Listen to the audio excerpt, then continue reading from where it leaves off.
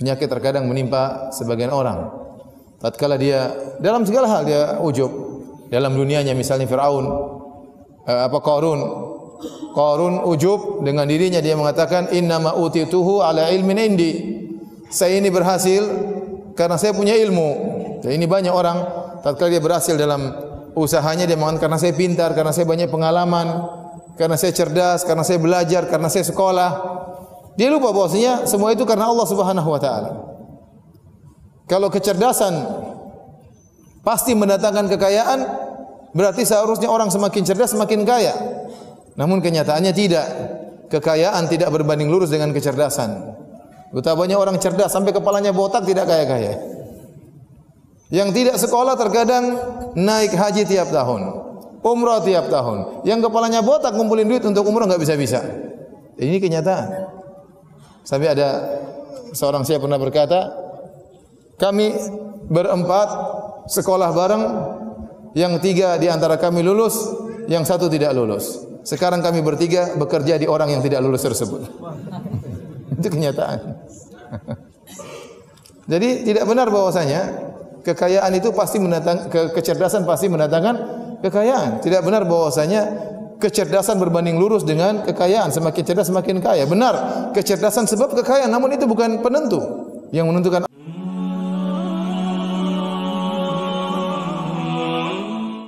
orang-orang sekarang, sebagian mereka justru berusaha payah untuk mencitrakan dirinya. Berusaha payah untuk men-share, menyiarkan amal solehnya. Apa yang dia lakukan, dia share. Dia berbakti kepada orang tuanya, dia ceritakan. Ya. Dia bersedekah, dia ceritakan. Dia umrah dan haji, dia pamerkan. Dia sayang kepada istrinya, dia share. Waktu ngomel istrinya tidak dia share. Ini penyakit riya, ya. Penyakit yang sangat berbahaya. Kelihatannya sepele tapi benar-benar menghancurkan amal soleh seseorang. Maka seorang bertakwa kepada Allah Subhanahu wa taala, menjauhkan segala hal-hal yang bisa menjerumuskan dia dalam riya. Semampu mungkin dia menyembunyikan amal solehnya. Semampu mungkin dia tutup lisannya untuk tidak menyebut-nyebut amal solehnya. Semampu mungkin dia tahan jarinya untuk tidak mengetik status-status yang mengisyaratkan tentang kebaikan dirinya. Yang lebih menyedihkan kita dapati sebagian orang, dia bahkan menukil pujian-pujian orang tentang dirinya. Apa maksudnya? Si fulan telah memujiku, si fulan telah memujiku. Kemudian dia nukil dalam Facebooknya atau dalam medsosnya. Ya. Kalau ini bukan riya, apalagi yang namanya riya. Oleh karena seorang menjaga amalnya sebaik mungkin, hidup cuma sebentar, maksiat terus berjalan, dosa sudah pasti, amal soleh belum tentu diterima oleh Allah Subhanahu wa taala. Pembahasan tentang riya sudah sering dibahas oleh para asatidzah dalam kajian-kajian mereka. Pada kesempatan kali ini saya akan bahas penyakit berbahaya yang kedua, yaitu al-ujub. Yang sering riya bergandengan dengan ujub, menimpa seorang yang soleh. Ya. Jadi penyakit ini, kedua penyakit ini, riya dan ujub, tidak menimpa para pelaku maksiat. Para pelaku maksiat apa yang mau riakan? Mau riak dengan khamarnya, ya. Mau riak dengan ya zinanya, mau riak dengan ribanya, tentunya tidak. Ya. Tapi justru penyakit ini menimpa orang-orang yang rajin ibadah, yang rajin bersedekah, yang rajin salat malam, yang suka berdakwah, yang suka membantu dakwah, panitia, dai. Orang-orang inilah yang rawan terkena penyakit riya dan penyakit ujub. Namun sebagaimana saya katakan, kita akan fokus kepada penyakit ujub. Syekhul Islam Ibnu Taimiyah rahimahullahu taala dalam Majmu' Fatawa menyebutkan satu paragraf yang indah. Beliau berkata, "Wa katsiran ma yaqrinu an-nasu bainar riya' wal ujub." Betapa banyak orang menggandengkan antara riya dan ujub. Karena seakan-akan dua penyakit yang selalu bersamaan. Biasanya orang kalau riya, dia juga ujub. Wa katsiran ma yakunu nas bainar riya wal ujub. Tahu banyak orang-orang yang menggabungkan antara riya dan ujub. Fariya min babil isyrak bil khalqi wal ujbu min babil isyrak bin nafsi. Wa hadha halul mustakbir. Adapun riya, dua-duanya syirik ya, dua-duanya syirik kecil. Riya syirik kecil, ujub juga syirik kecil. Dan kita tahu namanya di antara kaidah dalam kaidah-kaidah akidah bahwasanya jika syirik kecil mencampuri suatu amalan maka amalan tersebut gugur. Amalan tersebut gugur. Seperti riya dan juga ujub. Kata beliau rahimahullahu taala, adapun riya adalah termasuk mensyirikkan Allah, mensyarikatkan Allah dengan makhluk. Ini bedanya antara syiriknya riya dengan syiriknya ujub. Perhatikan di sini. Syiriknya riya dari sisi seorang beribadah, dia menggandingkan Allah dengan manusia. Sebagaimana dia harap mendapatkan pahala dari Allah, dia juga berharap mendapatkan ganjaran dari manusia dengan pujian dan sanjungan. Dari sini dia telah melakukan kesyirikan karena dia mengharapkan kepada manusia sanjungan dan pujian sebagaimana dia mengharapkan ganjaran dari Allah. Maka dia menggandengkan manusia dengan Allah Subhanahu wa taala. Makanya dalam satu hadis qudsi Allah berfirman, "Ana aghna syuraka 'ani syirk. Man 'amila 'amalan asyraka fihi ma'iya ghairi taraktuhu wa syirkahu." Aku adalah zat yang paling tidak butuh dengan syarikat. Barang siapa yang beramal saleh, amal apapun, asyraka fihi ma'iya ghairi, dia mengambil sekutu bagiku, aku akan tinggalkan dia dan kesyirikannya. Dan itu yang dilakukan oleh orang yang riya. Dia salat, ada niatnya untuk mendapatkan pahala di akhirat. Dia bersedekah, ada dalam niatnya ingin mendapatkan ganjaran di akhirat. Namun demikian ternyata dalam niatnya juga ingin disanjung, ingin diakui, ingin dihormati. Maka dia ingin mendapatkan pamrih dari manusia tatkala dia melakukan ibadah tersebut. Poin inilah dia terjerumus dalam syirik. Paham? Paham atau tidak? Ya, menggandengkan manusia dengan Allah untuk mendapatkan pamrih dari Allah dan juga pamrih dari manusia. Pahala dari Allah dan juga ganjaran dari manusia berupa pujian dan pengakuan. Adapun kesyirikan yang berkaitan dengan ujub, kata Syekhul Islam Taimiyah, wal ujbu min babil isyraki bin nafs wa hadha halul mustakbir. Adapun ujub adalah mensekutukan Allah dengan dirinya. Kalau riya mensekutukan Allah dengan orang lain, diharapkan pujian dari orang lain. Kalau riya, kalau ujub, saya ulangi, kalau riya dia mensekutukan Allah dengan orang lain, di mana dia mengharapkan pujian orang lain. Adapun kalau ujub dia mensekutukan Allah dengan dirinya sendiri. Seakan-akan apa? Seakan-akan keberhasilan yang dia raih adalah karena berkat dirinya, bukan cuma karena Allah Subhanahu wa taala. Disitulah kenapa ujub dikatakan syirik. Karena seorang merasa ujub, dia merasa hebat, dia merasa bangga, seakan-akan karena kemampuannya lah dia berhasil. Padahal keberhasilan murni dari Allah Subhanahu wa taala. Itulah kenapa dikatakan orang yang ujub, orang juga yang syirik, dan ini juga menggugurkan amal saleh. Maka kata Syekh Islam Taimiyah, "Fal mura'i la yuhaqqiqu qawlahu iyyaka na'bud wal mu'jab la yuhaqqiqu qawlahu wa iyyaka nasta'in."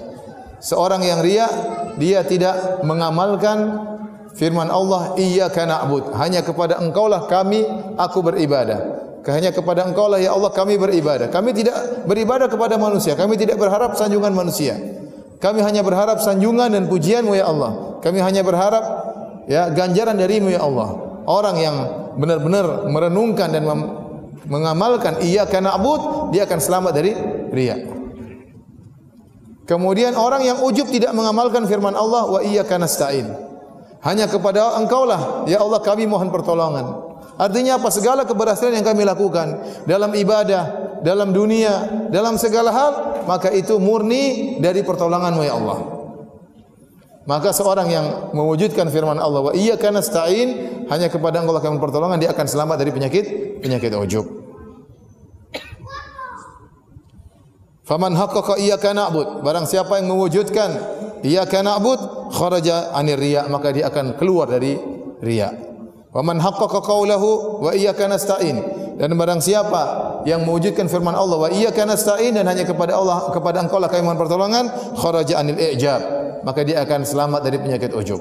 Wa fil hadis, dan dalam hadis al-ma'ruf yang ma'ruf, Rasulullah SAW bersabda, "Thalathun muhlikat", 3 perkara yang membinasakan, syuhun muta'un wa hawan muttaba'un wa ijabul mar'i bi nafsihi.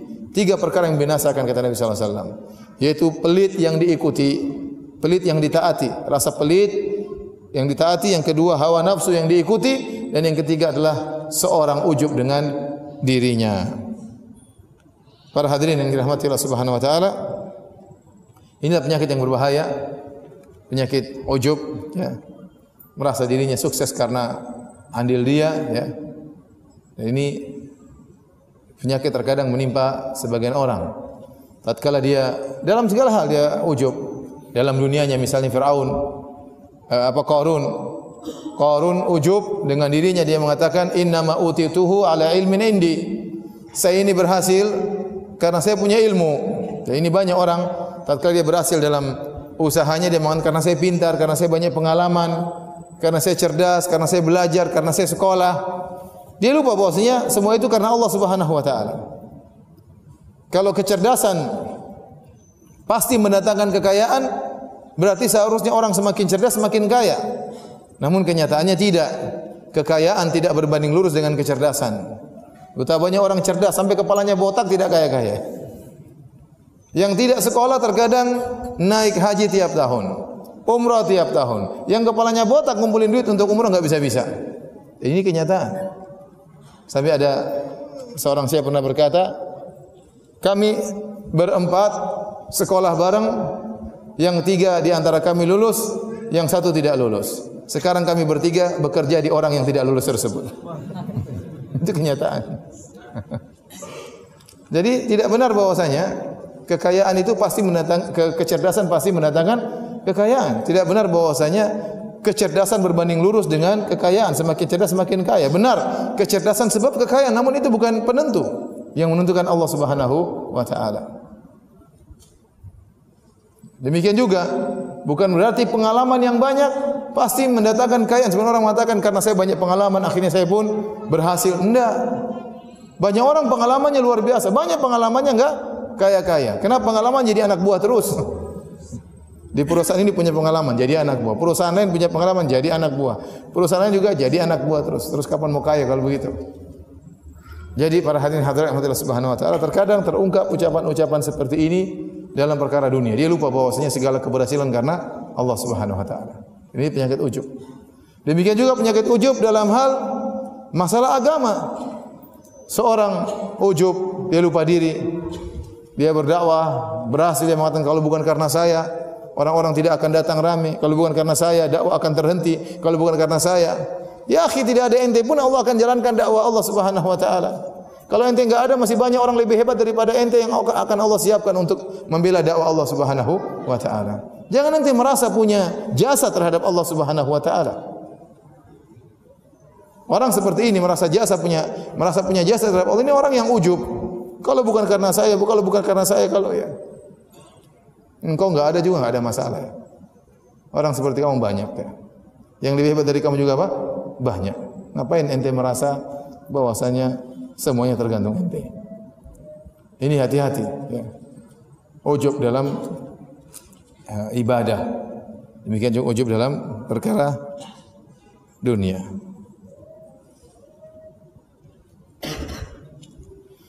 Ujub bisa menggugurkan amal saleh.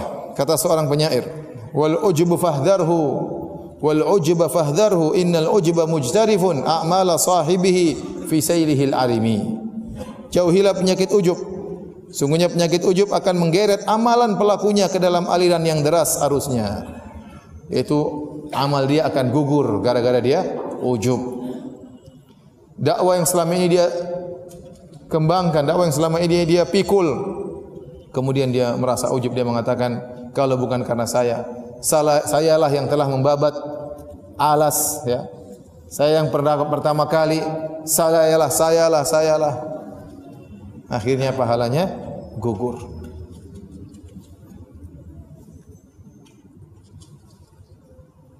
Bahkan Betapa sering seorang selamat dari penyakit riya terjerumus dalam penyakit ujub. Dia lolos dari riya. Dia tidak mengharapkan pujian manusia. Tetapi ternyata dia lolos dari riya, terjebak dalam ujub. Dia merasa dirinya hebat, merasa dirinya tinggi, merasa dia yang hebat gara-gara dia ada keberhasilan. Orang yang ujub mengakibatkan dampak-dampak yang buruk. Yang pertama, dia akan lupa bersyukur kepada Allah Subhanahu wa taala. Bahkan seakan-akan dia mensyukuri dirinya sendiri. Seakan-akan keberhasilan yang dilakukan adalah karena kehebatannya. Orang seperti ini bagaimana dia mengakui pemberian Allah sementara dia merasa gara-gara dia berhasil. Sehingga dia akan menjadi orang yang lupa bersyukur kepada Allah Subhanahu wa taala. Tapi kalau orang yang tahu bahwasanya segala keberhasilannya karena Allah Subhanahu wa taala, maka dia terus bersyukur. Dia merasa dirinya bukan apa-apa. Ya. Seluruh kecerdasan yang kasih pun Allah, seluruh pengalamannya pun yang Allah yang berikan dia pengalaman. Seluruh kesempatan yang berikan oleh Allah Subhanahu wa taala. Jadi orang yang ujub susah untuk bersyukur kepada Allah karena dia merasa dirinya punya andil dalam keberhasilan tersebut. Yang kedua, orang yang merasa ujub atau terkena penyakit ujub, lenyap darinya sifat tunduk dan merendah di hadapan Allah yang telah menganugerahkan segala kelebihan dan kenikmatan kepadanya. Bahkan bisa jadi dia merasa berjasa dalam agama. Ini berbahaya. Dia tidak tunduk, dia merasa ya memang saya hebat ya. Beda kalau orang tahu dirinya penuh dengan kekurangan, terus dia berhasil. Kira-kira dia banyak berterima kasih atau tidak? Dia akan banyak berterima kasih. Ya. Kalau seorang misalnya bekerja, melamar pekerjaan dan dia tidak punya kemampuan apa-apa, terus dimudahkan oleh orang sehingga dia berhasil bekerja, tentu dia akan banyak terima kasih kepada orang tersebut. Dia sadar dia tidak memiliki kemampuan apa-apa. Tapi kalau seorang merasa karena saya memang pintar, waktu saya daftar memang saya pintar, waktu saya majukan lamaran memang saya bisa jawab segala wawancara, maka dia kurang bersyukur dengan orang yang membantunya. Karena dia merasa bahwasanya dia punya andil dalam keberhasilan tersebut. Oleh karena orang yang ujub susah dia untuk tunduk dan merendah di hadapan Allah Subhanahu wa taala. Kalau dia tidak merasa rendah di hadapan Allah Subhanahu wa taala, bagaimana lagi dia mau tawadhu di hadapan manusia yang lain? Orang ujub dia merasa dirinya lebih daripada yang lain. Dia merasanya dirinya hebat dari segi kepintaran, dari segi kecerdasan, dari segi pengalaman, maka dia menganggap remeh orang lain. Ini orang yang ujub, hilang tawadhu dari dirinya. Bahkan akhirnya mengantarkan dia kepada kesombongan. Karena kelebihan yang dia miliki, karena keberhasilan yang dia miliki, akhirnya sombong. Dia melihat orang lain dalam kondisi rendah di hadapannya. Ya. Inilah yang menjadikan Nabi SAW pernah bersabda, "Salasu muhlikat," 3 perkara yang binasakan, syuhun muta'un wa hawan muttaba'un wa ijabul mar'i bi nafsihi. Rasa pelit yang ditaati, hawa nafsu yang diikuti, dan ujubnya seorang terhadap dirinya. Dalam hadis yang lain, Rasulullah SAW bersabda, "Laulam takunu tuznibun," kalau kalian tidak berdosa, "khasyitu alaikum ma huwa akbaru min dzalik al-ujub al-ujba." Kalau kalian tidak pernah berdosa, aku khawatirkan menimpa kepada kalian yang lebih buruk daripada dosa, yaitu penyakit ujub. Penyakit ujub, penyakit ujub. Sampai Nabi mengulangi al-ujub al-ujba, penyakit ujub, penyakit ujub. Kenapa? Karena penyakit ini sangat berbahaya. Seorang bisa saja selamat daripada riya, dia malah terjerumus dalam ujub. Kalau orang riya, dia masih mungkin untuk bertobat karena dia sadar riya ini apa? Dosa. Tapi betapa banyak orang ujub dia tidak merasa berdosa. Betapa banyak orang ujub dia tidak merasa berdosa. Kesombongan datang kepada dirinya, rasa angkuh tumbuh dalam diri tanpa dia sadari. Dia tidak merasa berdosa. Orang seperti ini ujub, susah diharapkan untuk bertobat kepada Allah Subhanahu wa taala. Inilah yang Nabi mengatakan, "Lau lam tuznibu la khasyitu alaikum ma huwa akbaru min dzalik al-ujub al-ujba." Kalau kalian tidak pernah berdosa, maka aku khawatirkan menimpa kalian sesuatu yang lebih buruk daripada dosa, yaitu penyakit ujub, penyakit ujub. Karena orang terkena penyakit ujub ini susah untuk bertobat kepada Allah Subhanahu wa taala. Orang riya dia sadar. Betapa banyak kita ceramah tentang riya, langsung bilang, "Ustaz, saya dulu bangun ini karena saya riya. Ustaz, dulu saya sumbang masjid karena saya riya. Ustaz, bagaimana sumbangan saya?" Qadarullah. Gimana? Dia merasa, langsung dia tahu bahwasanya dia bersalah. Tapi banyak orang ujub tidak merasa dia ujub. Bahkan dia merasa dirinya tawadhu, bahkan dia merasa dirinya orang yang paling bertakwa kepada Allah Subhanahu wa taala. Maka ini yang dikhawatirkan oleh Nabi sallallahu alaihi wasallam. Ibnu Mas'ud pernah berkata, al-halaku fitnain al-qunutu wal ujub. Kebinasaan itu ada pada dua perkara, yaitu putus asa dan ujub. Putus asa dan ujub.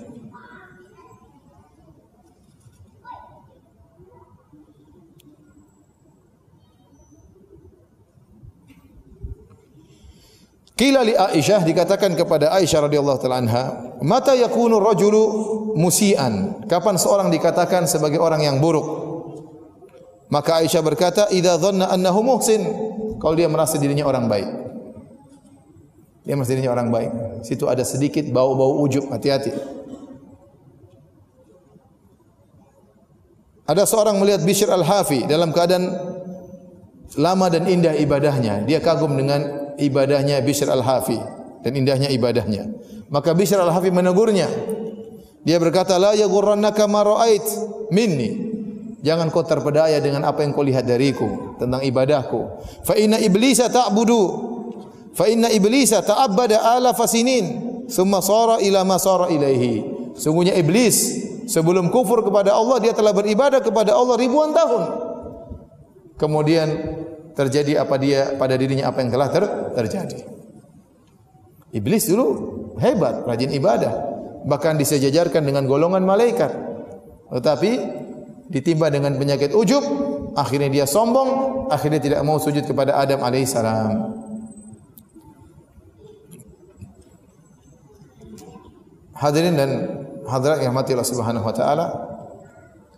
Ini bisa jadi kata Ibnu Qayyim rahimahullah taala, seorang masuk surga karena dosa, dan bisa jadi seorang masuk neraka karena ketaatan.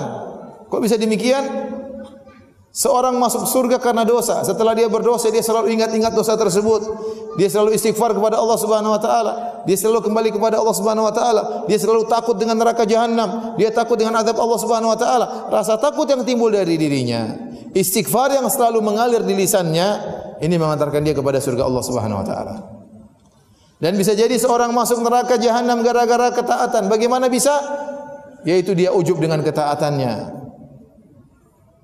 Kalau dilihat orang bermaksiat, maka dia hina habis-habisan. Kok bisa seperti itu? Kok bisa? Dia ujub. Dia ujub. Ujub dengan sedekahnya, ujub dengan bacaan Qur'annya, ujub dengan salat malamnya. Dia ujub, merasa hebat dibandingkan yang lain. Ujub dengan dakwahnya, ujub dengan tulisannya. Banyak. Akhirnya ketaatan yang dilakukan, dakwah, salat malam, sedekah, ini mengantarkan dia kepada neraka jahanam. Waliyadzubillah.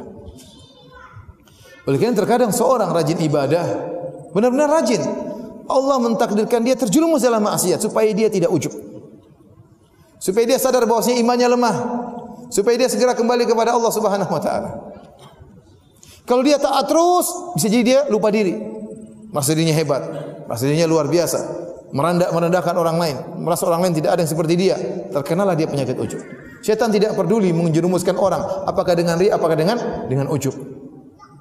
Oleh karenanya perjuangan melawan riya dan ujub ini sampai nafas terakhir.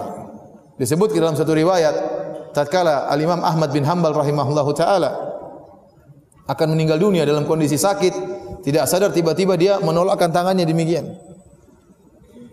Menolakkan tangannya demikian.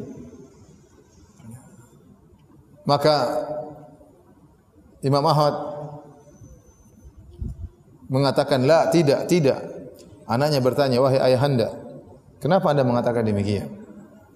Ya, kata Imam Ahmad rahimahullahu taala, tadi syaitan datang kepadaku, iblis datang kepadaku dan berkata, futtani ya Ahmad, kau telah menang dariku ya Ahmad, kau telah lolos dari godaanku ya Ahmad. Kata Imam Ahmad, ba'du, belum. Selama Imam Ahmad masih hidup, dia belum merasa selamat dari godaan apa? Syaitan. Lihat, iblis ingin membuat Imam Ahmad ujub di akhir hayatnya, bangga bahwasanya dia sudah selamat dari apa? Godaan iblis. Tapi Imam Ahmad tidak demikian. Dia bukan orang yang ujub. Maka Imam berkata, ba'du, belum. Jadi para hadirin, kita ini belum punya apa-apa sudah ujub. Belum berbuat apa-apa sudah ujub. Ada orang tanya, 2 kali saya ditanya, Ustaz, bagaimana saya bisa melawan penyakit ujub, Ustaz? Ente ujub, ini emang ente punya apa? bahasa Arab tidak bisa, hafalan Quran tidak ada, sedekah juga sedikit-sedikit, sama orang tua masih pelit. Terus apa yang mau diujubkan?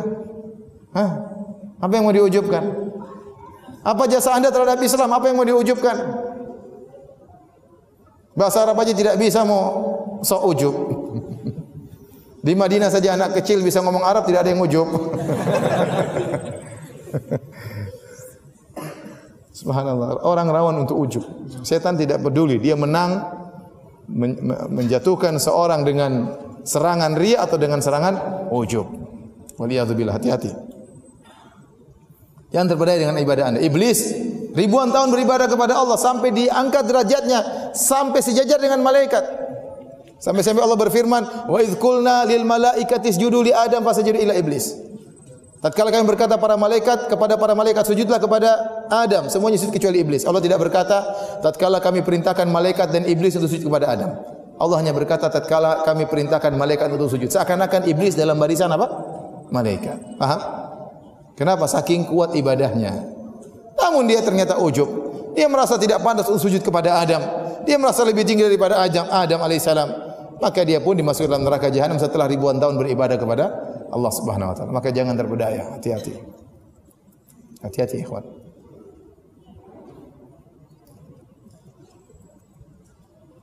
Saya ketemu dengan seorang dai. Ada pembicaraan. Saya nasihati dia. Karena dia sempat terucap, dia mengatakan, "Kalau pengikut saya tidak banyak, kalau saya tidak ikhlas, kenapa pengikut saya banyak? Kalau saya tidak ikhlas, kenapa pengikut saya banyak?" Saya bilang, "Ya akhi, ente pengikut banyak.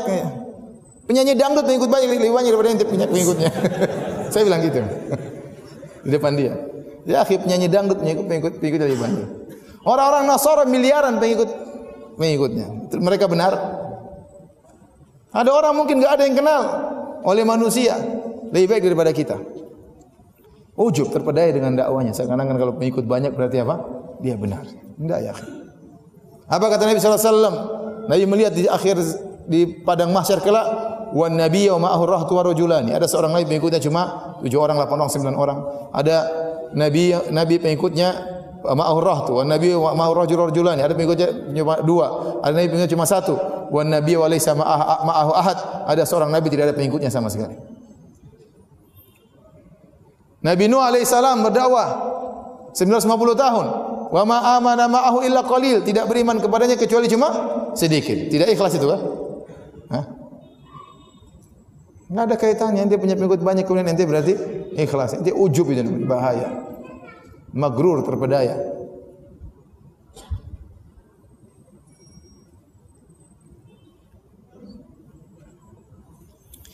Al-Munawi, salah seorang ulama dari mazhab Syafi'i, dalam kitabnya At-Taisir, yaitu syarah Al-Jami' As-Shaghir, dia berkata, di antara tanda-tanda orang yang ujub, contoh, tanda-tanda orang yang ujub. Pertama, orang yang heran, doanya kok tidak dikabulkan. Dia heran. Kok bisa doa saya tidak dikabulkan? Dia merasa seakan-akan doanya luar biasa, ketakwaan dan kesolehannya mengharuskan doanya dikabulkan. Dia merasa demikian. Dia merasa bahwasanya ketakwaan dan kesolehannya harus mewajibkan Allah untuk mengabulkan doanya. Ya akhi, Yakub alaihissalam dipisahkan oleh Allah dari Nabi Yusuf. Puluhan tahun dia berdoa. Kapan baru dikembalikan oleh Allah? Setelah puluhan tahun. Dia jauh lebih soleh daripada Anda. Anda cuma manusia biasa. Dia seorang Nabi. Jadi kalau ada orang mengatakan, kok bisa doa saya tidak dikabulkan? Ini ujub berarti. Ujub dengan amal solehnya. Seakan-akan amal soleh yang dilakukan sudah hebat, yang mengharuskan Allah untuk mengabulkan doanya.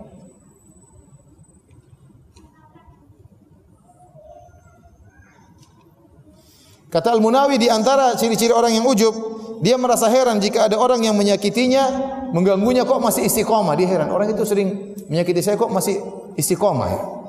Seakan-akan kalau ada orang mengganggunya harus binasa, harus rusak, harus sesat. Dia merasa demikian. Kata Al-Munawi juga, kalau ada orang mengganggunya, terkadang terkena musibah, ada orang menyakiti dia, ada orang menjelek-jelekkan dia, ternyata orang tersebut terkena musibah, kata dia, itu karomah saya. Lihat dia ganggu saya, dia terkena musibah. Ini ujub. Lihat nanti bagaimana matinya karena ganggu saya. Banyak orang ganggu Nabi. Banyak orang menyakiti Nabi. Banyak orang membunuh Nabi malah masuk Islam. Ya atau tidak? Bukankah dalam perang Uhud Nabi terluka, gigi Nabi patah, wajah Nabi berdarah, mereka ingin bunuh Nabi. Ternyata mereka kemudian masuk Islam bahkan mati syahid. Banyak. Terus ada orang mengganggu ente bilang dia pasti celaka nanti. Ya. Terus ente siapa? Emang ente wali pasti. Ente Nabi saja diganggu tidak menjadikan orang yang mengganggu mati. Hidayah di tangan Allah bukan di tangan ente. Azab di tangan Allah bukan di tangan ente. Ente jangan ujub. Kemudian cerita-cerita sama orang, saya diganggu oleh orang, lihat matinya dia. Dulu 5 orang ganggu saya, lihat satunya mati ketabrak motor, satunya kena kesetrum kabel, satunya kebakaran ya. Orang kebakaran mati syahid ya. Orang ketabrak mobil juga mati syahid. Terus ente bilang itu tanda bahwasanya ente wali. Enggak usah ente merasa diri ente tinggi. Ini terungkap oleh sebagian orang. Lihat dia ganggu saya, lihat anaknya sekarang morfinis gara-gara dia suka, apa hubungannya? Kalaupun itu Allah memang memberi hukuman kepada dia gara-gara Anda, bukan berarti Anda seorang wali. Mungkin Allah ingin mengurangi dosa-dosanya. Allah sayang kepada dia. Allah kasih hukuman supaya dosa-dosanya berkurang. Kenapa ente harus mengatakan gara-gara dia mengganggu saya akhirnya dia binasa dan saya selamat? Paham ini yang bilang siapa? Al-Munawi dari mazhab Syafi'i. Ciri-ciri orang yang ujub.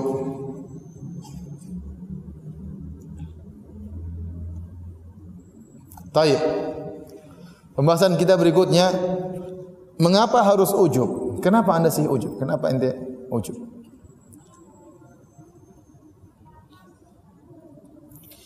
Sebelum kita terlena dengan ujub yang menggerogoti hati kita, hendaknya kita merenungkan diri kita masing-masing. Mengapa kita harus ujub?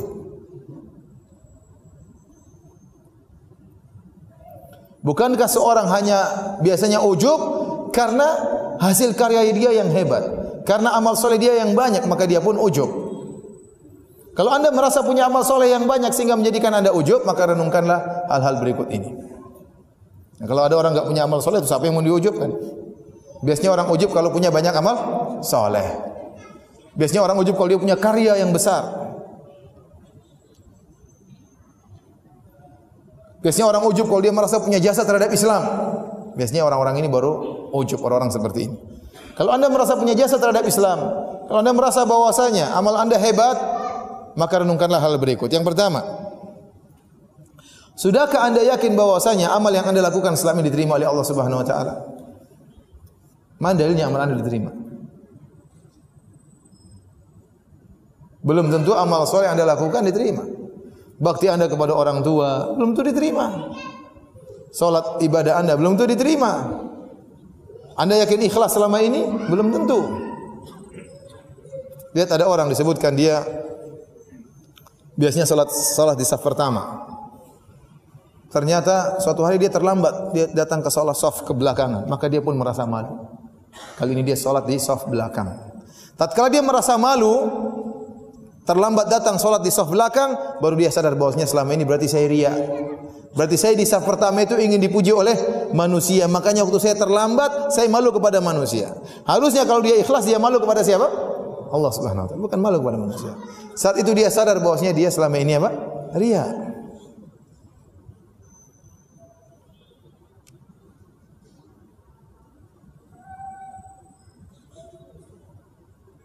Ada orang berdakwah, dia merasa dirinya selama ini ikhlas kepada Allah Subhanahu wa taala. Suatu hari dia berdakwah di suatu tempat, ternyata tidak dijamu, dia marah-marah. Kenapa saya tidak dijamu? Kenapa saya tidak dihormati? Berarti selama ini dakwahmu untuk dijamu, untuk dihormati oleh orang. Lihatlah Allah menyebutkan tentang Nabi Musa dan Nabi Khadir.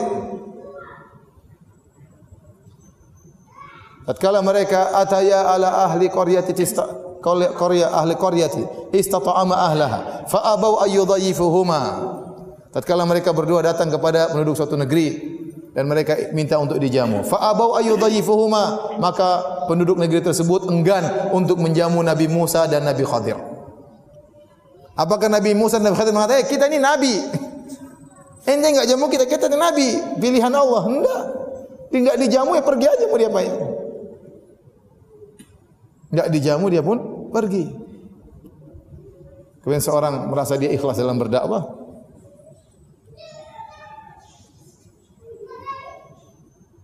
Oleh karenanya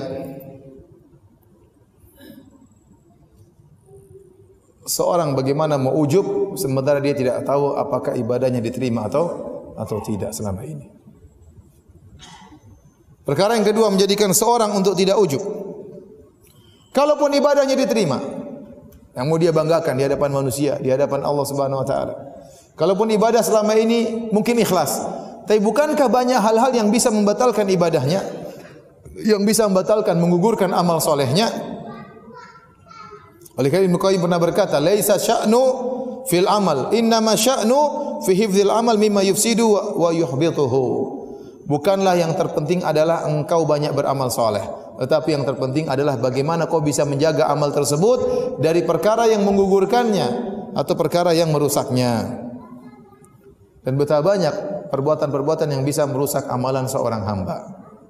Contoh, Allah berfirman, "Ya ayyuhalladzina amanu la tubtilu shadaqatikum bil manni wal adha." Wahai orang yang beriman, janganlah kalian batalkan sedekah-sedekah kalian dengan mengungkit-ungkit dan menyakiti hati orang yang kalian bantu.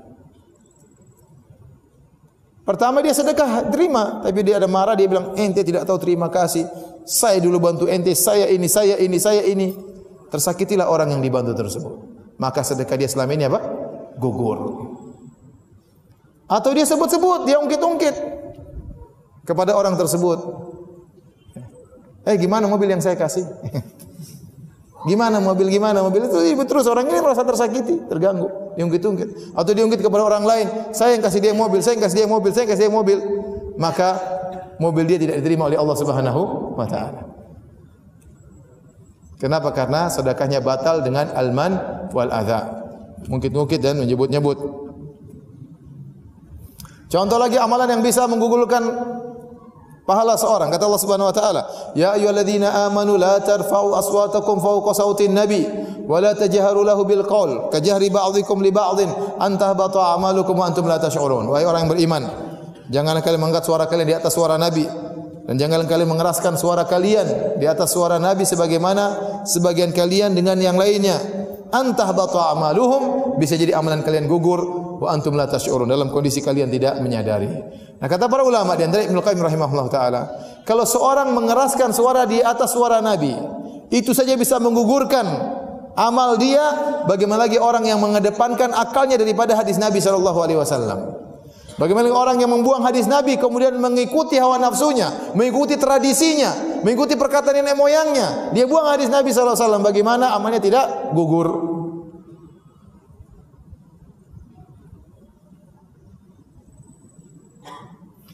Demikian juga kata Nabi sallallahu alaihi wasallam, "Man taraka salatal asr faqad habita amaluhu." Barang siapa yang meninggalkan salat asar maka telah gugur amalnya. Contoh lagi, tatkala Zaid bin Arqam melakukan transaksi dengan cara riba al-ainah, maka Aisyah radhiyallahu taala anha menegurnya dengan berkata, "Kabarkan kepadanya, innahu qad abtala jihadahu ma'a Rasulillah sallallahu alaihi wasallam illa ayyatub." Katakan kepada dia, Zaid bin Arqam yang pernah berjihad kepada Nabi, sungguhnya gara-gara dia melakukan praktek riba, maka jihad dia yang pernah dia lakukan bersama Nabi gugur, kata Aisyah radhiyallahu anha. Kecuali kalau dia bertobat kepada Allah Subhanahu wa taala. Oleh karenanya kita belum tentu yakin bahwasanya amal kita bisa diterima oleh Allah Subhanahu wa taala. Bisa jadi kita melakukan hal yang menggugurkan amal saleh kita.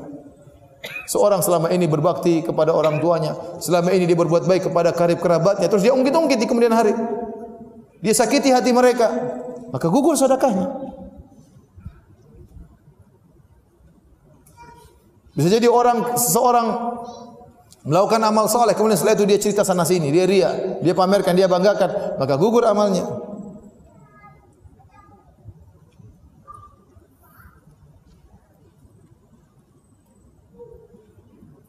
Kemudian bagaimana kita bisa ujub?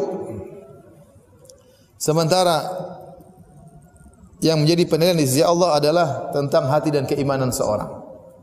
Zahir dinilai oleh Allah, tapi yang paling penting adalah batin seseorang, iman seorang. Ya.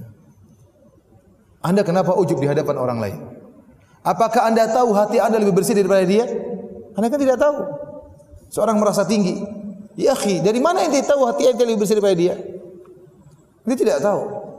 Dan dari mana ente tahu amalan ente lebih banyak daripada dia? Bisa dia punya amal yang soleh ente tidak tahu. Mungkin Anda rajin ngaji, tapi dia mungkin jarang ngaji, tapi dia berbakti kepada orang tuanya. Tapi ternyata dia rajin baca Quran, ternyata dia rajin salat malam. Dia tidak ngomong sama ente. Ente hanya melihat sekilas. Ente penampilan lebih islami, lebih nyunah, dia kurang nyunah. Terus ente merasa lebih tinggi daripada dia? Merasa lebih ujub daripada dia?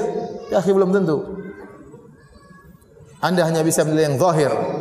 Yang tahu hakikat batin hanya Allah Subhanahu wa taala. Terus kenapa Anda harus ujub merasa hebat dia dibandingkan dengan orang lain?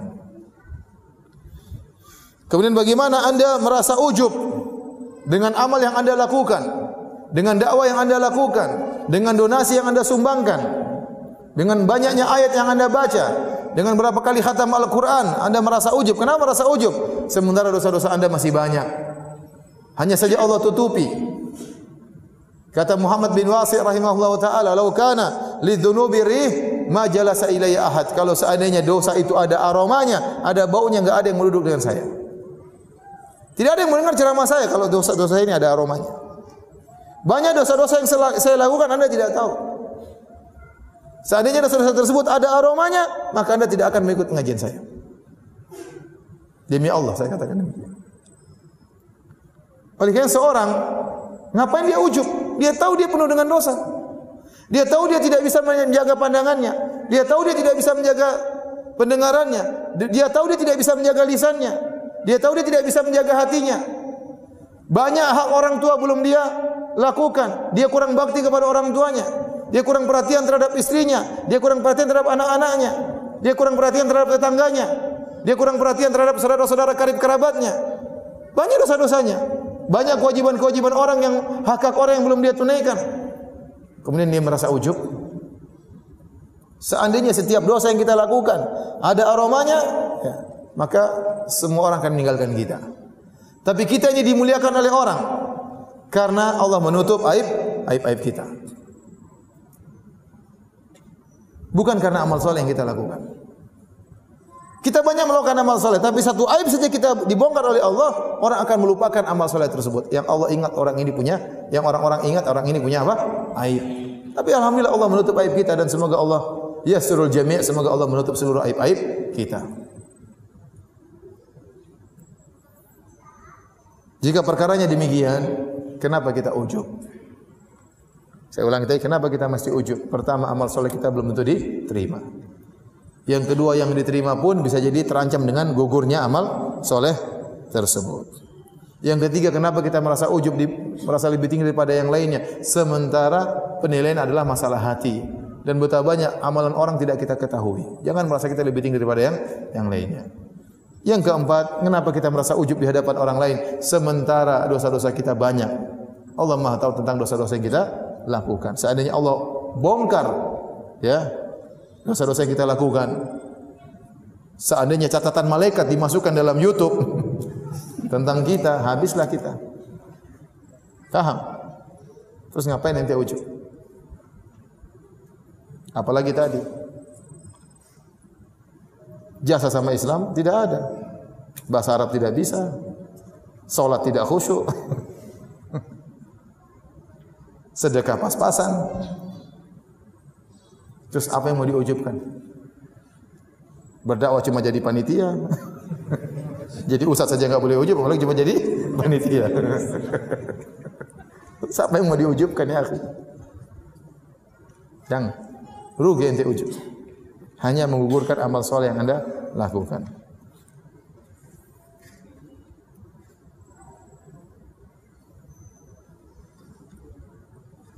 Para hadirin dan hadirat yang dirahmati Allah Subhanahu wa taala. Iblis senantiasa berusaha menjauhkan anak cucu Adam dari amal saleh dan menjerumuskan mereka dalam beragam kemaksiatan. Dengan tujuan agar anak-anak Adam bisa menemaninya di neraka jahanam. Enggak enak tinggal sendiri di neraka. Harus bawa teman. Betapa banyak orang melakukan maksiat, dia tidak ingin sendiri, dia ingin punya teman. Agar yang tercela bukan dia sendiri. Betapa banyak pezina ingin yang lain juga berzina sebagaimana dirinya. Betapa banyak minum khamar ingin orang lain juga minum khamar seperti dirinya. Agar dia tidak dicela sendirian. Iblis pun demikian.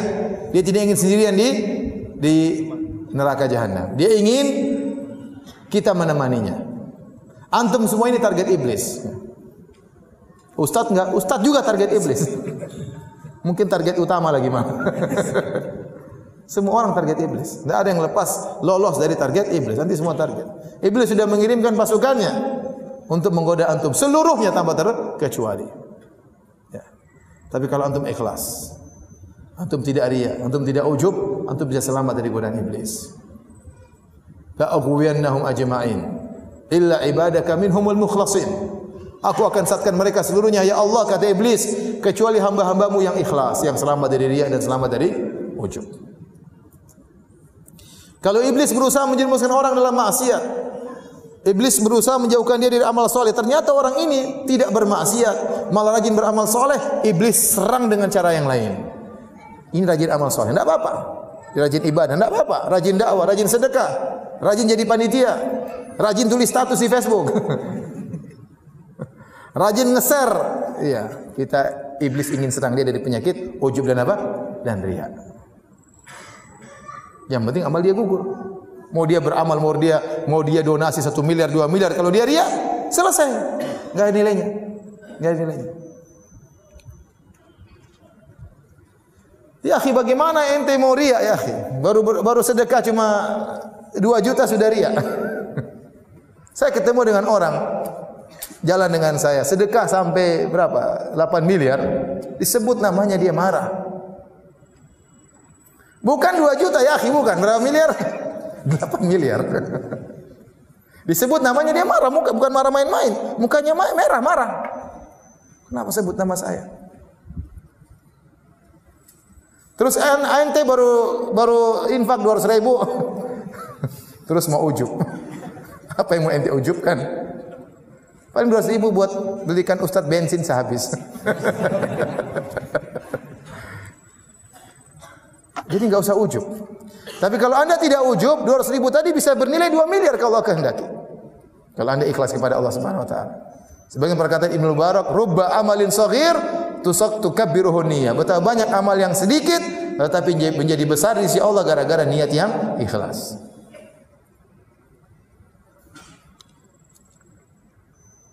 Dulu waktu saya awal-awal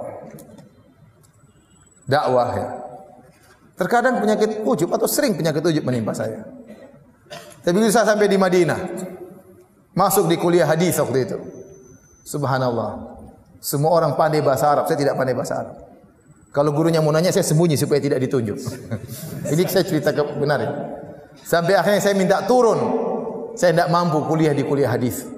Saya minta rekomendasi dari seorang profesor, bukan untuk naik tapi supaya diturunkan ke kelas persiapan bahasa. Karena saya merasa tidak mampu. Saya belajar setahun penuh. Setelah itu saya masuk lagi kuliah hadis kedua kalinya. Saya ketemu dengan orang-orang rata-rata hafal Quran. Bukan cuma Quran yang mereka hafal, bahkan syair-syair Arab mereka hafal. Bahkan mereka bisa membuat senandung syair langsung, mereka bisa. Luar biasa. Baru saya tahu ternyata diri saya sangat apa? Kecil. Orang itu ujub kenapa? Karena kurang melihat yang lainnya. Merasa dirinya paling hebat, katak dalam tempurung, jagoan kampung ya. Kalau dia lihat keluar, lihat orang banyak hebat, dia tahu diri ternyata dia tidak ada apa-apanya. Tidak ada apa-apanya. Ya akhi, saya dulu punya teman sekamar orang Sudan. Setiap jam 3 dia bangun, saya tidak tahu. Pokoknya saya bangun sebelum subuh, dia sudah sholat malam. Saya dengar jam 3 dia sudah bangun sholat malam. Tiap hari. Dan dia sekamar dengan saya. Selalu dia di saf pertama. Jadi sebelum subuh mungkin setengah jam dia sudah pergi ke masjid. Sholat malam. Apa? Sudah selesai sholat malam. Pergi di saf pertama. Subhanallah. Pas dia mau pulang ke tanah airnya, dia kasih surat sama saya. Dia bilang Firanda. Dia tahu saya tidak bangun malam. Dia udah pergi baru mungkin saya bangun. Dia kasih surat sama saya. Subhanallah, ini orang rajin salat malam. Orang ini hafal Quran, orang ini luar biasa, orang ini. Dia bilang, "Firanda, jangan kau buka kecuali kau di pesawat." Subhanallah. Iya, saya jalan. Saya pulang ke tanah air, dia juga pulang ke tanah airnya. Di pesawat saya buka suratnya. Apa isinya? Kira-kira apa? Ente enggak pernah bangun malam. Enggak. Itu orang ujub itu. Apa isinya? Kata dia, "Ya akhi Firanda, ya, saya harap kau doakan saya." Ya, itu doakan. Doain saya, doain ente, tapi ente doain saya. Dia tidak merasa ujub. Dia puji-puji saya, kemudian dia minta doa saya, jangan lupa doakan saya. Subhanallah. Ini ada orang seperti ini tidak ujub. Ente baru salat malam sekali-sekali, itu pun terlambat. Sudah ujub. Allah musta'an. Itulah kita karena kurang pergaulan. Jagoan kampung. Antum sangka semua orang buruk, cuma ente yang soleh. Masih banyak orang-orang hebat. Masih banyak orang tidak terkenal, dia punya jasa sama Islam luar biasa. Tidak mesti orang yang terkenal itu yang terhebat. Uwais Al-Qarani tidak ada yang kenal dia. Tapi Nabi mengatakan kepada Umar, mintalah agar dia memohonkan ampunan bagimu. Umar pesan-pesan kalau orang dari Yaman datang, apakah afikum Uwais Al-Qarani minal Qaran? Apakah ada Uwais datang dari Qaran Al-Qarani? Tidak terkenal, bahkan sebagian orang mengejek dia. Ternyata dia sangat mulia di sisi Allah Subhanahu wa taala. Ini tidak perlu ujub dengan apa yang Anda miliki. Syaitan kalau tidak berhasil menjerumuskan orang dalam kemaksiatan, maka syaitan berusaha menjerumuskan orang tersebut dalam riya atau penyakit ujub. Kata Ibnu Al-Mubarak rahimahullahu taala, "Wala a'lamu fil musallin syai'an syarrun minal ujub." Aku tidak tahu keburukan yang paling buruk yang terdapat pada orang-orang yang saleh seperti keburukan ujub. Artinya bahaya karena ujub ini menimpa orang-orang yang rajin ibadah. Dulu para sahabat pernah terkena penyakit ujub dalam perang Hunain. Ujub dalam perkara duniawi. Ya. Allah berfirman, "Laqad nasarakumullahu fi mawatin katsira wa yawma Hunainin idza ajabatkum kathratukum falam tughni ankum syai'an wa dhaqat 'alaikumul ardu bima rahubat thumma wallaytum mudbirin." Kata Allah Subhanahu wa taala, sungguh Allah telah menolong kalian wahai kaum mukminin di medan peperangan yang banyak, dalam banyak medan pertempuran. Namun tatkala perang Hunain, tatkala kalian ujub dengan jumlah kalian. Karena para sahabat dalam perang Badar menang 300 lawan berapa? 1000. Dalam perang Khandaq juga 2000 lawan 10.000, 10.000 kabur. Ya. Kemudian dalam Fatu Makkah para sahabat datang hanya menaklukkan kota Mekah. Kali ini dalam perang Hunain jumlah mereka banyak, 12.000 orang. Nah, kalau biasanya mereka sedikit saja menang, apalagi jumlahnya apa? Banyak. Tatkala itu mereka tertimpa ujub. Dalam sebagian riwayat ada seorang berkata tatkala perang Hunain, "Lan nuglabal yauma min qillah." Kita tidak akan kalah karena kita banyak sekarang ini. Fasyaqqa dzalika 'ala Nabi sallallahu alaihi wasallam. Maka perkataan orang ini menjadi berat bagi Nabi sallallahu alaihi wasallam. Ini orang kenapa mengatakan demikian? Berarti dia tidak bersandar kepada Allah, bersandar kepada jumlah. Berarti dia merasa keberhasilan bukan karena Allah, tapi keberhasilan karena diri mereka sendiri. Inilah ujub. Merasa keberhasilan, merasa kesuksesan adalah dirinya sendiri. Kalau bukan karena saya, kalau bukan karena ide saya, ya yang kasih ente ide juga Allah Subhanahu wa taala. Yang kasih ente nyawa juga siapa? Allah Subhanahu wa taala. Yang kasih ente kecerdasan Allah Subhanahu wa taala. Terus ente merasa kalau bukan karena saya, semuanya karena Allah Subhanahu wa taala. Nah, para sahabat, sebagian sahabat merasa bahwasanya kita jumlah banyak enggak bakalan kalah, wong kita jumlah sedikit saja selalu menang, apalagi kalau jumlah yang banyak, maka tatkala itulah mereka kalah. Kata Ibnu Qayyim rahimahullah taala, dengan hikmah Allah menjadikan kaum muslimin merasakan pahitnya kekalahan.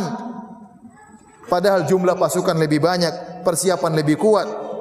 Hal ini agar Allah menundukkan diri mereka yang sombong. Ya. Lihatlah bagaimana Nabi SAW tatkala Fatu Makkah. Rasulullah SAW datang ingin menaklukkan kota Makkah. Rasulullah dengan penuh tawadhu. Rasulullah SAW naik ontanya atau naik di atas kudanya sampai Rasulullah SAW merendahkan tubuhnya sampai dagunya hampir mengenai pelana kudanya atau pelana ontanya. Beliau tawadhu. Tidak kemudian dengan bangganya, "Ayo, ini saya, ini Muhammad, saya." Tidak. Beliau dengan penuh tawadhu menaklukkan kota Mekah. Setelah mereka hilang rasa ujub mereka dan mereka tahu bahwasanya kemenangan bukan dari jumlah yang banyak, baru Allah menangkan mereka dalam perang Hunain. Tapi di awal peperangan mereka kalah. Di awal peperangan mereka kalah.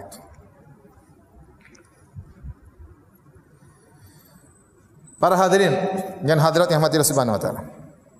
Di antara hal-hal yang bisa membantu kita untuk menolak ujub agar kita tidak ujub. Yang pertama, gampangnya sih tahu diri, itu aja. Tahu apa? Tahu diri. Jangan sok. Jangan sok pintar, jangan sok berhasil, jangan sok berjasa, jangan sok yang paling punya andil, enggak usah lah. Tapi di antara hal yang pertama yang membantu kita melawan ujub, berjihad melawan ujub, yaitu menyadari bahwasanya kemampuan kita beramal soleh semata-mata adalah dari karunia Allah Subhanahu wa taala. Kita bisa beramal soleh karena karunia Allah Subhanahu wa taala. Allah berfirman, "Walaula fadlullahi 'alaikum wa rahmatuhu ma zaka minkum min ahadin abada, walakinnallaha yuzakki man yasha." Kalau bukan karena karunia Allah dan kasih sayang Allah, maka tidak seorang pun dari kalian yang suci, yang soleh. Tetapi Allah menjadikan soleh, menjadikan suci siapa yang Allah kehendaki. Anda bisa ikut pengajian, Anda bisa salat, Anda bisa mengikuti sunnah. Ya, semuanya karena Allah Subhanahu wa taala. Betapa banyak orang yang kecerdasannya seperti Anda. Betapa banyak orang yang ekonominya seperti Anda. Ya, tapi mereka tidak mendapatkan hidayah. Ya.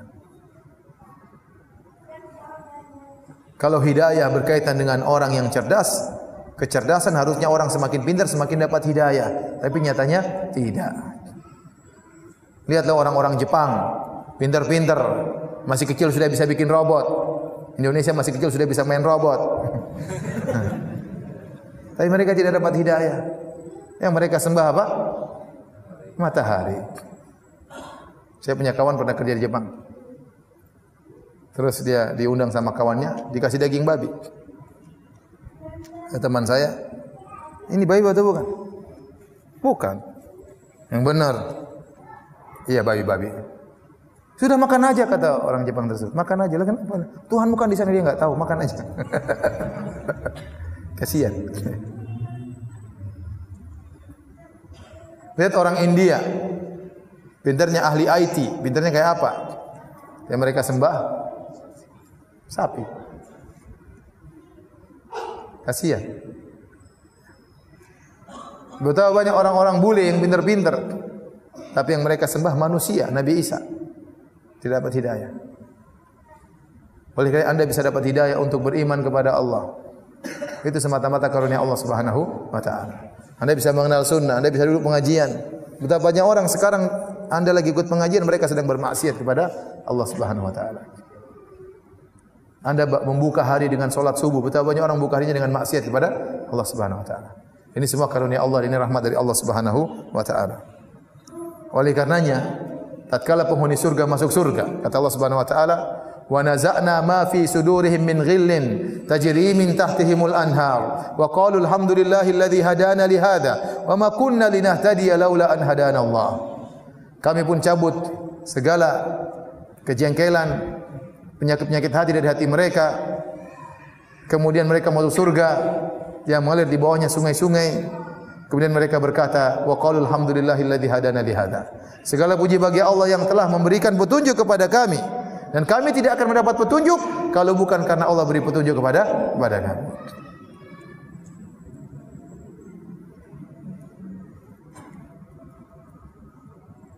Nabi SAW waktu perang Khandaq, Nabi SAW mengangkat pasir untuk menggali Khandaq sampai tubuhnya penuh dengan tanah. Nabi kemudian menyebutkan syair dengan berkata, "Wallahi laulallah mahtadaina wala tasaddaqna wala sallaina." Demi Allah, bukan karena Allah kami tidak bakalan bisa dapat petunjuk, dan kami tidak bisa bersedekah, dan kami tidak bisa salat. Ini sebab yang pertama yang membuat kita bisa melawan ujub. Kita yakin bahwasanya kemudahan ibadah yang kita lakukan semuanya murni karunia dari siapa? Allah Subhanahu wa taala. Terkadang tidak ada sebab yang membuat kita bisa dapat hidayah, tapi Allah kasih hidayah. Saya ceritakan ya, sederhana ya. Saya dulu di keluarga tidak ada yang sholat. Keluarga saya enggak ada yang sholat. 5 waktu enggak ada. Saya pun tidak ada pikiran mau jadi ustaz. Enggak ada. Terkadang saya lihat televisi, ada lihat orang tawaf di Ka'bah, ada solat di Masjid Haram. Saya pun tidak berdoa, ya Allah mudahkan saya haji, karena saya tahu saya tidak mungkin haji, enggak ada duit. Tetapi alhamdulillah, dan saya yakin itu murni karunia dari Allah Subhanahu wa taala.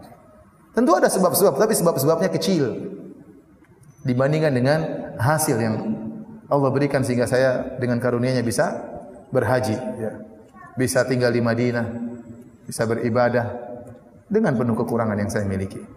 Tapi saya yakin itu benar-benar karunia dari Allah Subhanahu wa taala. Dan sebaliknya betapa banyak orang sebab hidayah di depan matanya begitu banyak namun tidak dapat hidayah. Ya akhi, ada orang tinggal di Madinah, sudah tinggal di Madinah, di kota Madinah banyak ulama, dia tidak mau ikut pengajian. Ada seperti itu orang Arab. Yang orang sini mungkin nangis ingin tinggal di Madinah. Dia nangis ingin pergi ke puncak. Hidayah di tangan Allah. Di tangan Allah Subhanahu wa taala. Orang-orang munafik apalagi kurang sebab hidayah. Salat ke masjid, dengar ceramah Nabi, lihat akhlak Nabi, lihat mukjizat Nabi, tidak dapat hidayah. Makanya kalau antum dapat hidayah, hati antum tergerak pada kebaikan, yakinlah semua itu dari siapa? Karunia dari mana? Allah Subhanahu wa taala semata. Jangan bilang karena saya cerdas, karena saya mencari, karena saya tidak usah. Itu karena Allah Subhanahu wa taala. Sebab yang Anda lakukan bukan penentu. Benar ini sebab, tapi dia bukan penentu Anda dapat hidayah. Yang menentukan Anda dapat hidayah adalah Allah Subhanahu wa taala. Kemudian di antara hal yang membantu kita untuk tidak ujub, yaitu kita tahu bahwasanya ibadah yang kita lakukan itu tidak sebanding dengan keagungan Allah, tidak sebanding dengan apa yang Allah kehendaki. Kita sadar kalau kita salat kita penuh dengan kekurangan. Bagaimana kita mau bangga dengan salat kita? Nabi SAW saja setelah salat apa yang dia doa pertama kali? Astaghfirullah, astaghfirullah, astaghfirullah. Kata para ulama bukan Nabi dosa, tidak. Nabi salatnya pasti khusyuk. Tetapi Nabi tahu bahwasanya solat yang dia lakukan ini tidak sebanding dengan seharusnya yang dia serahkan kepada Allah yang Maha Agung. Harusnya ibadah harus lebih hebat daripada Nabi tidak mampu. Maksimal Nabi demikian solatnya, sudah khusyuk luar biasa, tapi tidak sebanding dengan keagungan Allah Subhanahu wa taala. Maka setelah solat dia mengatakan astaghfirullah, astaghfirullah, astaghfirullah. Nah kalau kita memang harus istighfar karena waktu solat pikiran kemana-mana. Barang hilang ketemu di salat. Utang orang baru ingat tatkala di salat. Kunci ketinggalan ingat di salat. Subhanallah. Jadwal hari ini ingat pas tatkala salat subuh, tatkala salat Isya, evaluasi hari ini. Repot. Makanya kalau kita habis salat apa? Astagfirullah. Karena memang kita salatnya enggak beres.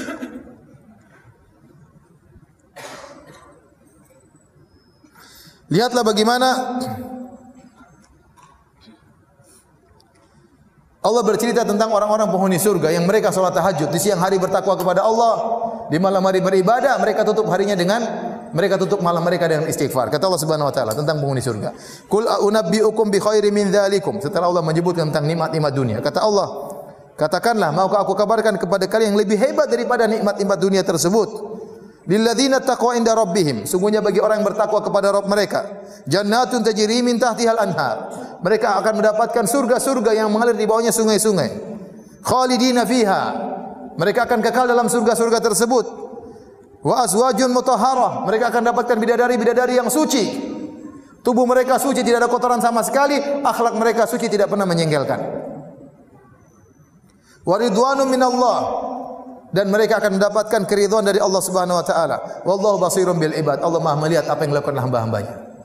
Allah bercerita tentang nikmatan yang Allah berikan kepada orang bertakwa penghuni surga. Siapa penghuni surga tersebut? Siapa orang bertakwa tersebut? Kata Allah, perhatikan. Alladzina yaquluna rabbana innana amanna faghfir lana dzunubana. Orang-orang yang berkata, ya Rabb kami, sungguhnya kami beriman. Faghfir lana dzunubana, ampunilah dosa-dosa kami. Orang-orang yang mengaku mereka punya dosa. Tidak ujub, tidak bangga. Tapi mereka mengaku mereka punya dosa. Wa qina adzabannar, yang takut kepada neraka jahanam, jauhkanlah kami dari neraka jahanam. Siapa mereka? As-sabirina was-sadiqina wal-qanitina wal-munfiqina wal-mustaghfirina bil ashar. Mereka adalah orang-orang yang sabar, orang-orang yang imannya kuat, mereka taat kepada Allah, mereka infak kepada Allah Subhanahu wa taala, dan mereka salat malam di akhir salat malam, wal-mustaghfirina bil ashar, mereka beristighfar kepada Allah. Justru mereka tutup salat malam mereka dengan istighfar, bukan ujub. Wah, saya salat malam hari ini, yang lain pada tidur. Enggak. Mereka tutup salat malam mereka dengan apa? Istighfar. Mereka tahu apa yang mereka lakukan ini belum pantas sebenarnya untuk diserahkan kepada Allah Subhanahu wa taala. Mereka tidak ujub. Siang hari mereka beribadah, malam hari mereka beribadah, namun tetap mereka beristighfar kepada Allah Subhanahu wa taala.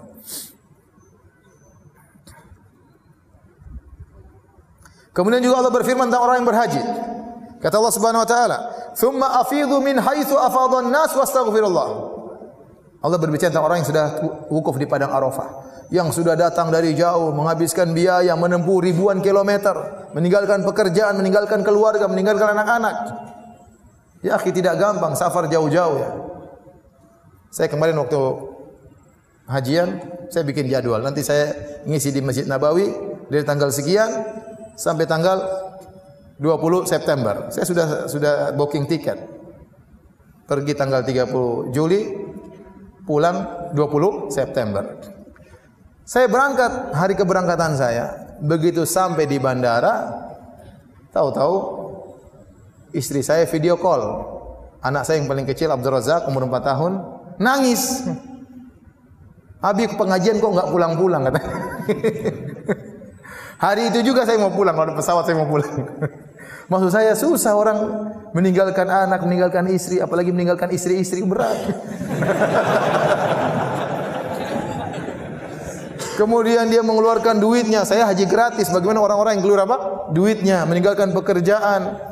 Kemudian haji reguler dengan setengah semuanya. Kemudian pergi sampai di padang Arafah berdoa menangis-nangis dengan pakai kain ihram, dengan panas yang terik. AC enggak membuat hawa panas, berdoa kepada Allah, Apakah setelah mereka ujub merasa telah berjasa begitu luar biasanya? Ternyata tidak. Kata Allah, "Tsumma afidhu min haitsu afadhan nas." Maka hendaklah kalian pergi beranjak meninggalkan padang Arafah, wastaghfirullah, dan istighfarlah. Setelah dari padang Arafah Allah suruh berapa? Beristighfar. Jangan ente merasa bangga sudah wukuf di padang Arafah. Allah suruh beristighfar. Saya ingat ada seorang syekh cerita, saya sudah merasa berkorban untuk Islam luar biasa. Saya turun di Afrika, kemudian berjalan dengan perjalanan yang jauh, berkilo-kilo melintasi hutan, melintasi rawa, saya merasa saya telah berkorban luar biasa. Sampai di tengah hutan, saya dapati misionaris, sudah ada perempuan sudah bertahun-tahun di situ. Sudah berdakwah juga, ternyata masih kalah hebat.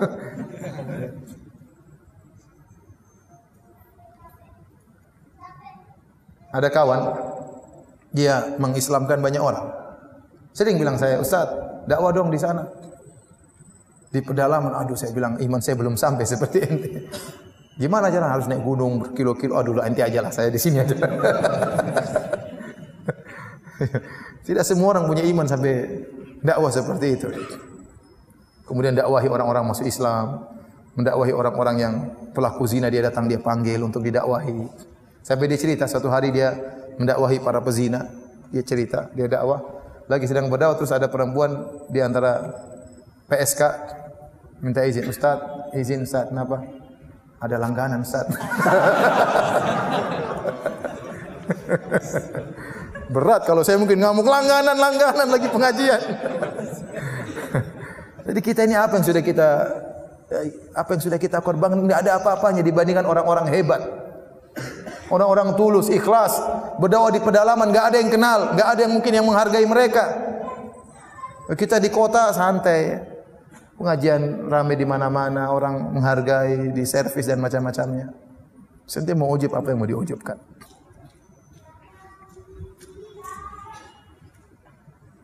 Lihat Nabi SAW setelah berdakwah 23 tahun sampai berhasil dakwahnya, sampai firman Allah Subhanahu wa taala, "Idza jaa nasrullahi wal fath wa ra'aitan nasa yadkhuluna fi dinillahi afwaja." Fasabbih bihamdika rabbika wastaghfir innahu kana tawwaba. Kata Allah, dan telah datang pertolongan Allah dan kemenangan dari Allah Subhanahu wa taala. Jika telah datang kemenangan pertolongan dari Allah Subhanahu wa taala. Wa ra'aitan nas, dan kau melihat orang-orang berbondong-bondong masuk Islam. Berarti dakwah Nabi berhasil atau tidak? Berhasil. 23 tahun orang masuk Islam rame-rame. Nabi diberi anugerah oleh Allah kebahagiaan sebelum dia meninggal, banyak orang masuk Islam. Dia senang. Tapi apakah itu membuat Nabi ujub? Saya sudah 23 tahun. Nabi tidak ujub. Bahkan di penghujung hayatnya Allah mengatakan, fasabbih bihamdi rabbika wastaghfir, istighfarlah engkau wahai Muhammad. Tatkala Nabi telah berhasil dakwah, Allah menyuruh Nabi untuk apa? Istighfar, jauh dari ujub. Padahal seluruh kegiatan Nabi adalah untuk Allah Subhanahu wa taala. Tidaklah Nabi duduk, tidaklah Nabi berdiri, tidaklah Nabi makan, tidaklah Nabi minum, tidaklah Nabi bergerak, tidaklah Nabi marah, tidaklah Nabi menangis kecuali karena Allah Subhanahu wa taala. 23 tahun dengan berbagai macam ujian dan cobaan. Itu pun Nabi SAW tidak ujub, bahkan Nabi istighfar kepada Allah Subhanahu wa taala. Ini ada orang baru berdakwah berapa tahun sudah, kalau bukan saya, kalau bukan saya, kalau bukan karena saya yang pertama kali, saya yang ini, saya yang ini. Ya akhi, tahu dirilah ente. Kalau anda dimasukkan dalam rel dakwah, bersyukurlah kepada Allah. Bukan untuk anda ujub, tapi anda bersyukur kepada Allah. Anda termasuk dalam bagian dakwah. Kalau anda tidak ada juga enggak ada masalah. Masih banyak Allah akan siapkan ansarullah, penolong-penolong Allah yang akan menggantikan anda. Jangan pernah anda merasa punya jasa terhadap Islam. Baik. Hadirin dan hadirat yang hadirat subhanahu wa ta'ala, itu tadi di antara hal-hal yang bisa membantu kita untuk tidak ujub. Hati-hati, ujub itu sangat erat dengan apa? Kesombongan. Saya akan bacakan berbagai macam model-model ujub. Tadi kita sudah singgung, ujub karena amal soleh, ujub karena dakwah, ujub karena salat, ujub karena donasi sebagai donatur. Orang ujub karena amal soleh. Ada ujub karena tadi jumlah yang banyak seperti yang menimpa sebagian sahabat tatkala perang Hunain. Nah, Abu Hamid Al-Ghazali, Imam Al-Ghazali dalam kitabnya Ihya Ulumuddin menyebutkan beberapa model ujub. Perhatikan ini. Di antara ujub yang beliau sebutkan, yang pertama adalah ujub dengan nasab yang tinggi. Sebagaimana ujubnya Al-Hashimiyah, yaitu ujubnya Ahlul Bait. Ujub dengan apa? Nasabnya yang tinggi. Kata Imam Al-Ghazali, sebagian mereka menyangka dapat selamat dengan kemuliaan dan mendapat ampunan dengan nasabnya. Dia merasa dia keturunan Nabi, pasti selamat. Dia merasa dia keturunan Nabi, dia pasti dapat ampunan. Dan sebagian mereka menyatakan bahwa seluruh manusia adalah budak-budaknya. Ingat, ini Imam Ghazali bercerita tentang sebagian Ahlul Bait. Tentunya tidak semua seperti ini. Ahlul Bait banyak yang soleh, ya. Tapi maksudnya ini sebagian Ahlul Bait yang terpedaya, yang menyangka karena nasabnya tinggi, mentang-mentang keturunan Nabi, dia merasa bahwasanya dia pasti mau surga, dia pasti dimaafkan, dia merasa yang lain adalah budak dia. Kata Imam Ghazali, obat ujub ini adalah ia mengetahui bahwa jika ia menyelisih perbuatan dan akhlak leluhurnya, dan meskipun dia menyelisih akhlak leluhurnya, dia menyangka dia akan ikut serta dengan leluhurnya masuk surga, maka ini orang yang jahil. Jika ia meneladani Nabi sallallahu alaihi wasallam, tentu dia tahu bahwasanya ujub adalah perkara yang tidak disukai oleh Nabi sallallahu alaihi wasallam. Ujub bukanlah akhlak dan perangai Rasulullah sallallahu alaihi wasallam, tetapi akhlak dari leluhurnya, dari Nabi sallallahu alaihi wasallam adalah rasa khauf, takut, merendahkan diri, tawadhu, menghormati manusia, mencela nafsu dan jiwa mereka. Sungguh para leluhur mereka dari Ahlul Bait sebelumnya, Nabi dan Ahlul Bait yang lainnya, telah mencapai kemuliaan dengan ketaatan dan ilmu serta akhlak-akhlak yang terpuji. Mereka tidak pernah meraih kemuliaan hanya dengan sekedar nasab. Maka hendaknya ia orang yang memiliki nasab tinggi ini menjadi mulia dengan perkara-perkara sebagaimana yang menjadikan leluhur mereka dahulu juga mulia dengan perkara-perkara tersebut.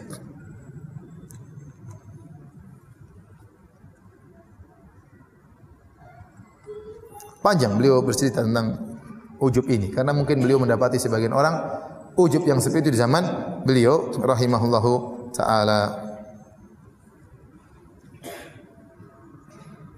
Tapi di sini banyak disebutkan ujub karena keindahan tubuh dan paras, ujub dengan kekuatan, ujub dengan kecerdasan dan akal, ujub dengan jumlah yang banyak, ya.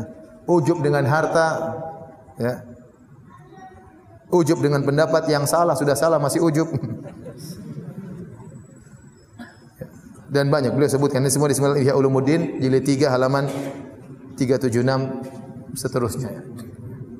Hadirin Allah Subhanahu wa taala, oleh seorang ya, bertakwa kepada Allah Subhanahu wa taala, menjauhi sebab-sebab yang bisa mengantarkan kepada ujub dan melakukan halal yang bisa menjauhkan dia daripada ujub, ya. Seorang harus tahu diri, bahwa dirinya penuh dengan kurangan, dirinya penuh dengan dosa, maka tidak perlu dia ujub, tidak pantas dia untuk ujub. Kalau Anda baca orang-orang salihin, bagaimana sejarah mereka, bagaimana ketakwaan mereka, bagaimana takutnya mereka kepada Allah Subhanahu wa taala, bagaimana dunia terasa hina di hadapan mereka, mereka tidak ujub. Apalagi bagaimana kita mau ujub sedangkan kita jauh sekali iman kita dari mereka. Wallahu taala alam bisawab. Menurut saya, ujub yaitu merasa bangga berlebihan terhadap diri sendiri adalah penyakit hati yang sangat halus namun mematikan.